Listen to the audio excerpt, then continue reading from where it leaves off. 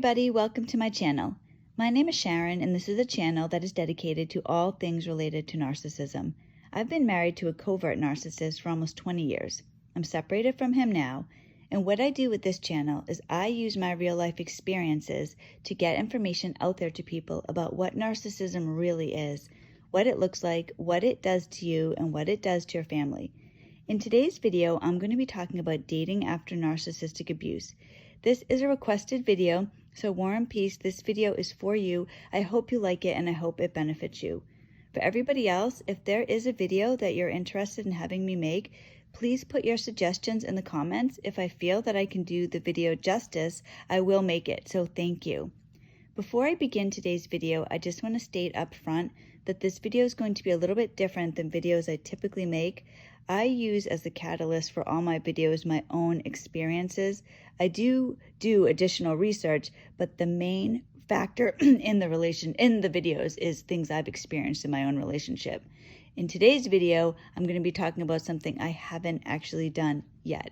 I haven't dated after narcissistic abuse. However, I want to because ideally I'd like to get married again. So everything that I'm going to talk about in this video are things that I think are important and things that I will really do. So with that said, I'm going to go ahead and get into today's video. The first thing I want to say is I would like to offer my congratulations to anybody who has begun the dating process or who is even maybe remarried. Dating after narcissistic abuse is a huge accomplishment and one I think if you want to date, that you should do. Because one of the worst things that can happen is that the narcissist not only has taken time in your past from you, but they reach their hand out and take future time from you as well. Narcissists are like thieves. They don't just steal things, they steal your life. They steal part of you that you can never get back. They've taken real time from you. If you think about it in terms of, say somebody stole your car, they didn't just take your car, they stole the time it took you to earn that car, valuable time. Life is short. You are not promised tomorrow. You never know how much time you have left. And for somebody to take that time, it's unacceptable. So it's the same thing with the narcissist, for them, they've already taken time from you. It doesn't matter if it was a month, 30 years, whatever it is, they've stolen part of your life. So to have them steal your future, that is unacceptable. However, for people who have suffered narcissistic abuse or any type of abuse, you go out into the world differently than you used to be.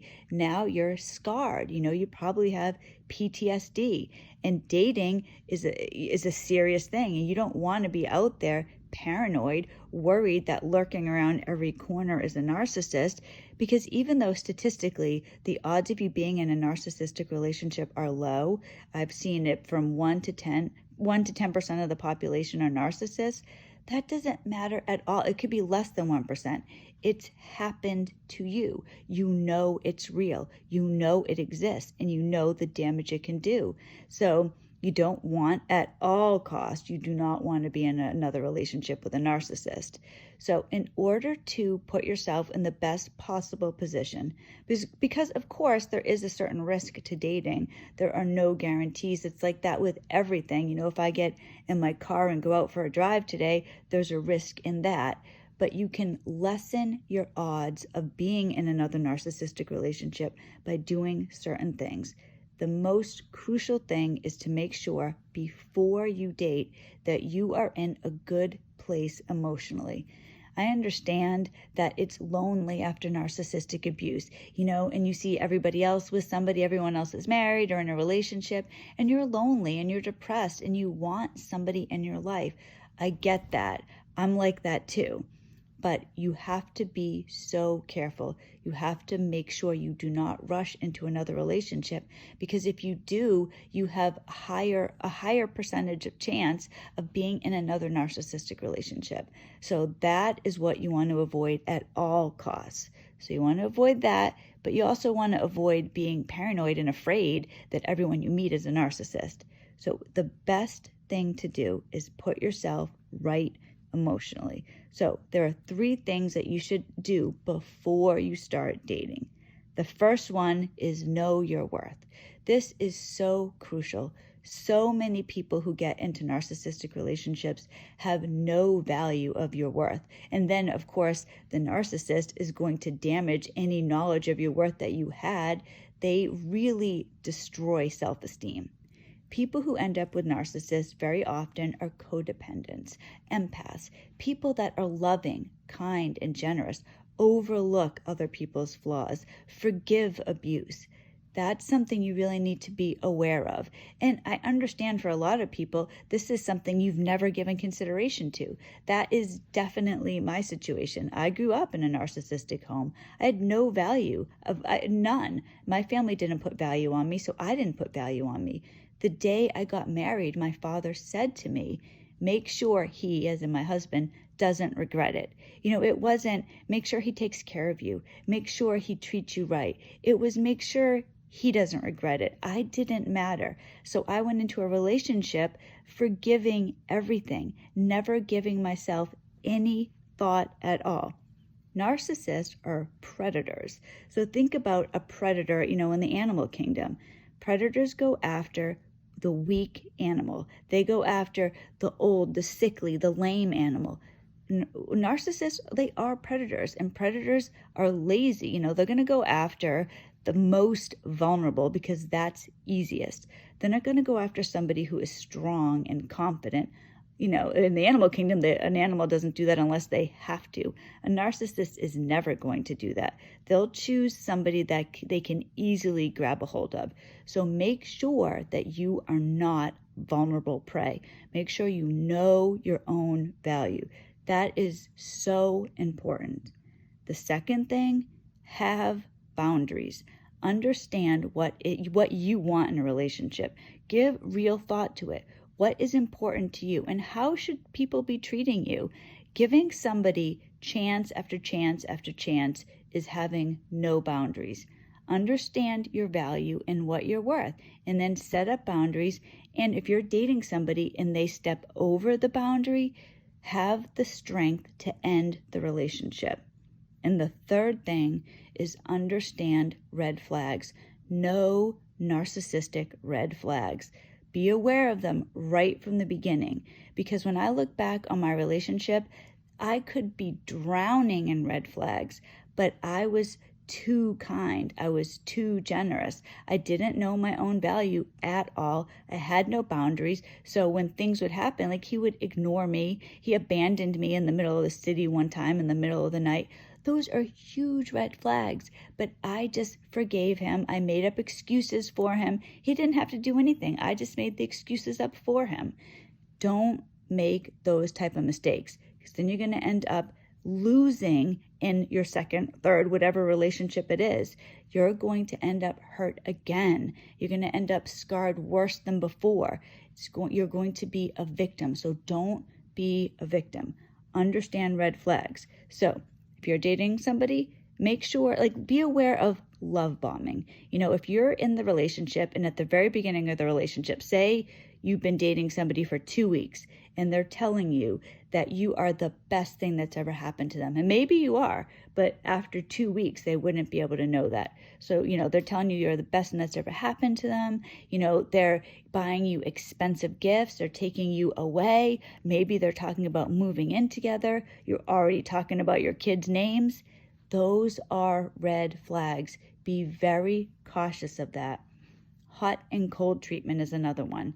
If they're treating you like a princess or a king one day, then the next week, you can't even get a hold of them. You're texting them, you're calling them, they're ignoring you, and then they'll make up some lame excuse. Oh, I was busy, whatever. When you're dating somebody long enough to expect, not immediate, but if you're expecting to have pretty constant communication where if you text somebody or call them, they're going to get back to you, and then they don't, that is a red flag. That is silent treatment.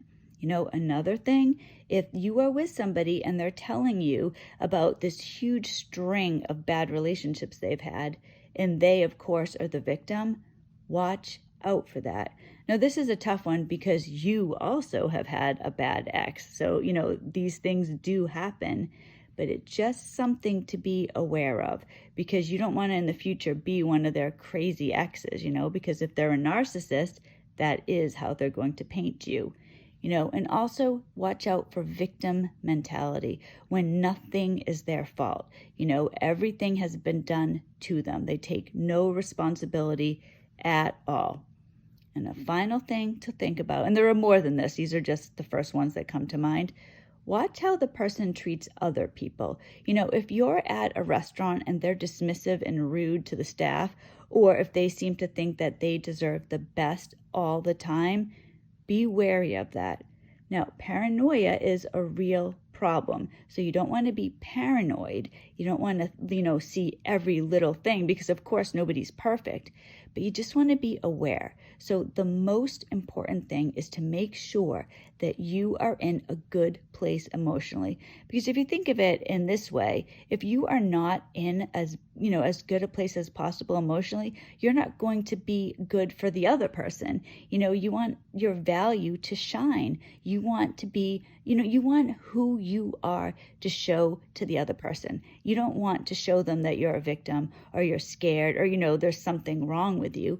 You want to be at your optimal. You want to be at your best in mental health before you date. Because if you're going to be in another relationship, you want it to be a good relationship. You can leave the past behind. The narcissist is gone. You don't have to think about the narcissist anymore. Now you'll have a real relationship. You fought for your mental health. You fought to be free of this person, and now you are. Now you can ride off into the sunset. And I know I'm oversimplifying it, but you've had such a bad past. Your future can be so bright. It's just you want to make sure you put yourself in the best possible position. So do not date until you are in a good place. Don't have somebody else complete you. Complete yourself. I hope this helps. I hope people understand how they can move forward and have a wonderful future. I believe that everybody who has been a victim of a narcissist can move forward, because I think karma is real. The narcissist is always going to be who they are. They can't improve. Yes, we've been damaged and we've had a big hit to our ego, but we can overcome that. Ultimately, there is more good than bad in the world. We've already experienced the bad, so just make sure that you are in a good place so that you can embrace the goodness and have the future that you deserve. Thank you so much for watching this video. I'm very grateful. If you like the video, please like it. Please subscribe to the channel. I make videos every Monday, Wednesday, and Friday, so if all goes well, I will see you on Wednesday. God bless you.